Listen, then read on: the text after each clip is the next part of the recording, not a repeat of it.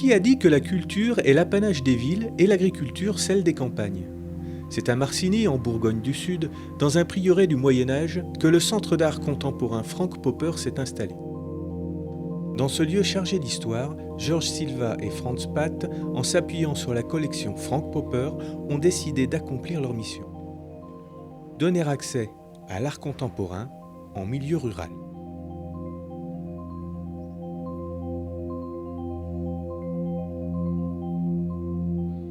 Bon, quand on est venu ici, on était très content de trouver les espaces possibles pour faire des expositions.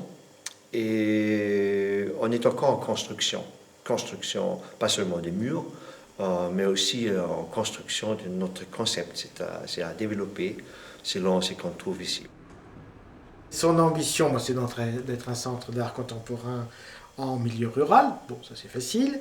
Ses objectifs, c'est de fonctionner, de pouvoir accueillir beaucoup d'artistes, beaucoup d'expositions et des artistes en résidence. Puis qu'ici à Marcigny, il y a déjà un terreau très riche, donc on aimerait bien fédérer, sachant que les acteurs sur place aussi sont là.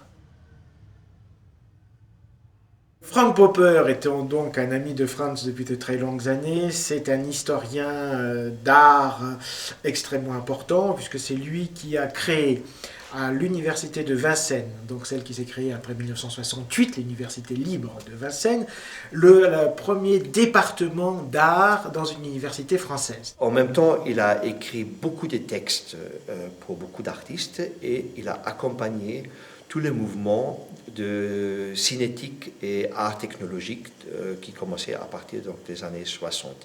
Alors Frank a évidemment accumulé beaucoup d'œuvres dans sa collection que les artistes lui ont données, parce qu'il a écrit des articles, il a écrit des catalogues, etc.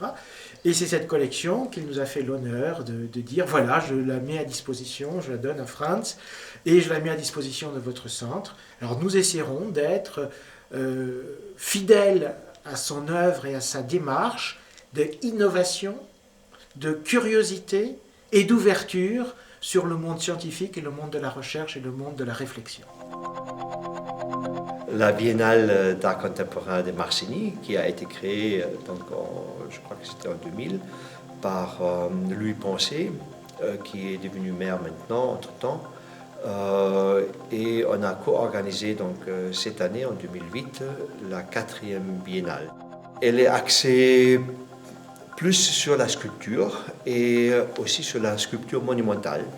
On voudrait qu'il y ait un certain nombre de grandes sculptures exposées dans le parc public. Et la dernière fois, on avait donc 5 lieux. On a montré peinture, photos, sculpture, dessin. La biennale est ouverte aussi à toutes sortes de techniques et d'expressions plastiques.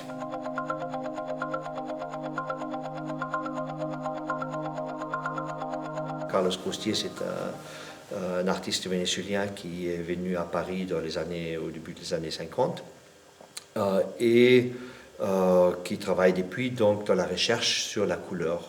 Et il a fait toute son œuvre autour de cette question, le tableau qui change de couleur quand on bouge devant, ou des espaces chromatiques où on est dedans, où on a de nouvelles expériences de comment voir la couleur, etc.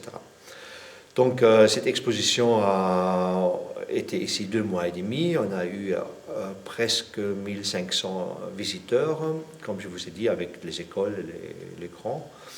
Et on a fait donc aussi l'après-midi avec la présence de l'artiste et une installation musique, de performance de danse et performance de musique.